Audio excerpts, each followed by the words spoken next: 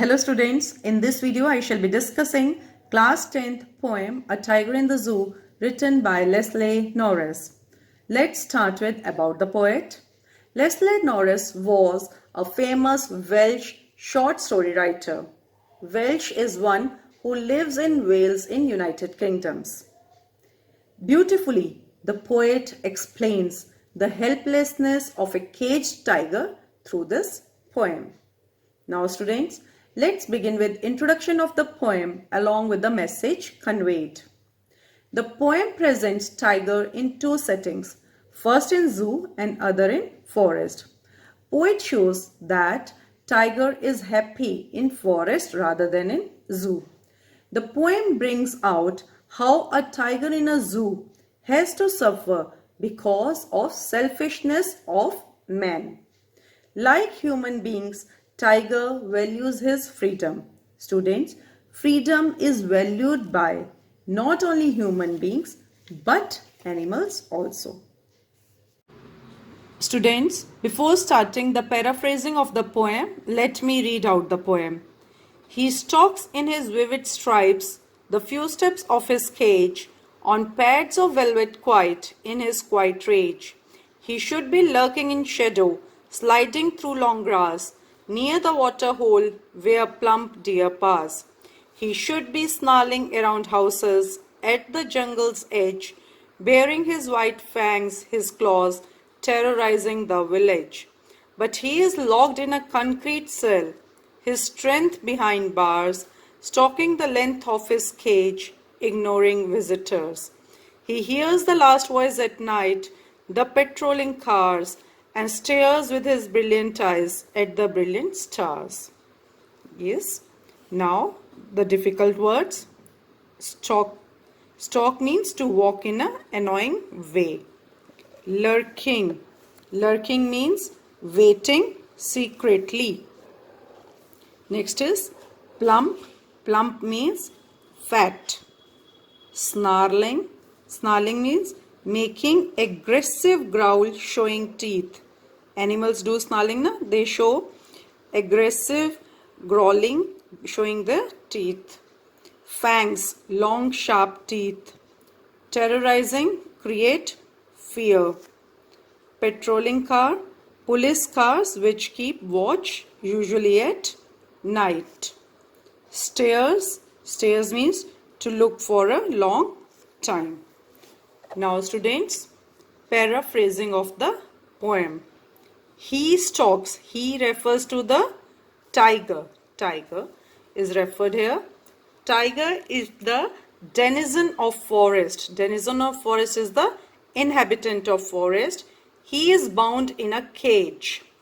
The stripes on his body can easily be seen. The tiger moves very softly and quietly with his pads of velvet, means his heels looks like velvet pads. His movement is limited in a cage. In his quiet rage, he continues walking in his caged habitat. Now next stanza. The poet imagines how the tiger should behave if he is in his natural habitat, means wild jungle. There he should be silently hiding himself through the long grass. He should move very slowly to ambush his prey. Ambush means to surprise attack his prey. He reaches very silently to the water hole. Water hole is the pool where animals come to drink water. There, plump deer means fat deer come to drink water. The tiger would have been roaming around freely if he had not been in his cage. He should have been snarling. Snarling means growling, showing teeth, around the houses of the people at the outskirts of the jungle. Outskirts of the jungle means border of the jungle. There he terrorizes the villagers by opening out his long teeth and claws. The poet believes that tiger never attack till he is provoked by anyone. Next stanza. Unfortunately, the mighty tiger is cursed to live in a concrete cell. Mighty tiger is the strong tiger. He is cursed to live in a concrete cell. Concrete cell means cemented cell. His unbound strength is caged behind the bars. Means that strong animal is behind the bars. Many visitors come to see him. They come to see him in the zoo, but he simply ignores. He simply neglects their presence as his movement is quite limited in the cell. Next stanza. At night, the tiger in the cage hears the voices of the patrolling cars. Patrolling cars are the police vehicles which are used to guard at night. Tiger looks towards the sky. He keeps on looking at the shining stars that are shining freely in the sky like his brilliant eyes. The poet wants to say that tiger is sad as he is confined in a cage, so he cannot do anything. So he stares at the stars. Stares means to look at constantly at the stars in the night and tries to divert his thought. So, Leslie Norris presents the tiger in the two distinct settings.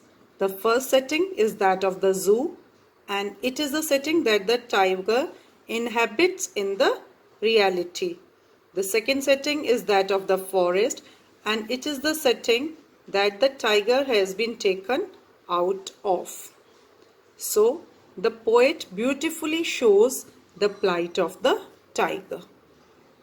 Now, let's begin with the poetic devices or the literary devices of the poem A Tiger in the Zoo. First is rhyme scheme. The poem consists of 5 stanzas with 4 lines each. Rhyme scheme we decide according to the last words of the line. Okay. Now look at it, the first stanza. Stripes A, cage is rhyming with rage, so both will be B, quite C. So the rhyme scheme of this stanza is A, B, C, B. Next, shadow A, grass rhyming with pass, so both will be B, whole separate C. A, B, C, B. So the rhyme scheme of second stanza is A, B, C, B. This is being followed in all the stanzas. A, B, C, B, A, B, C, B, A, B, C, C, B. Okay. So the rhyme scheme is A, B, C, B, A, B, C, B, A, B, C, B, A, B, C, B, A, B, C, B in all the stanzas. Next is onomatopoeia. Onomatopoeia, it means when you use words which denote sound. Look at this word, snarling. Snarling means threatening noise. So this is onomatopoeia. Next is imagery. Imagery is when poet tries to create an image. Here poet is trying to create image about tiger. He stalks in his vivid stripes the few steps of his cage. So the tiger image is given. So this is imagery. Next is personification. Personification is to give human qualities. Tiger is personified by the poet as he refers tiger as he. Next is metaphor. Metaphor is the phrase used to show that something has same qualities as another thing. It is used for comparison. Look here. Tiger's paws are compared with velvet. Pads of velvet. So this is metaphor. Next is assonance. Assonance.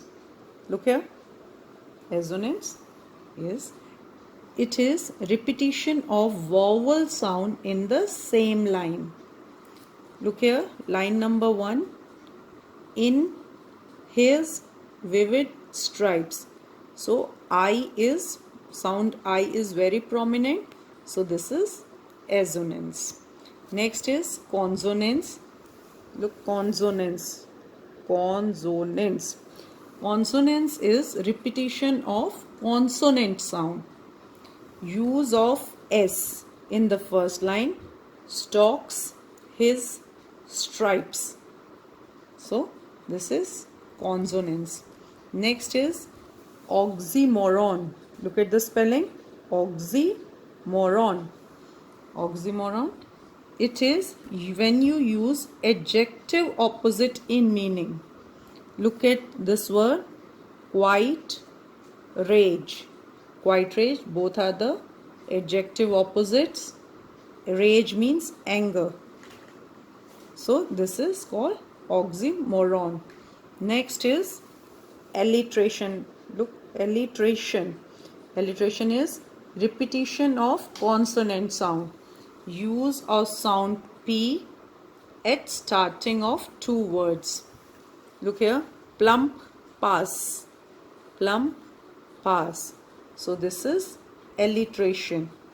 Another is also there, behind, behind bars, behind bars. So this is again alliteration. Next is enjambment. Enjambment. It is when a sentence is continuing to the next line without any punctuation mark.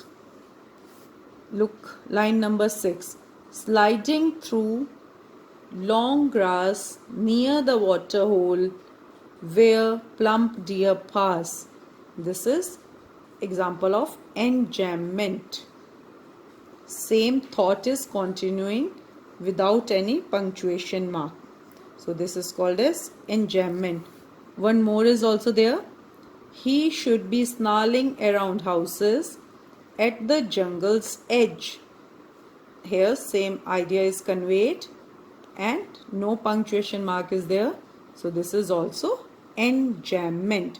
So we have read the poetic devices, rhyme scheme, onomatopoeia, imagery, personification, metaphor, assonance, consonance, oxymoron, alliteration, enjambment. Okay. I hope you have understood the poem. If you have any doubt, please do comment. Happy learning. Bye-bye.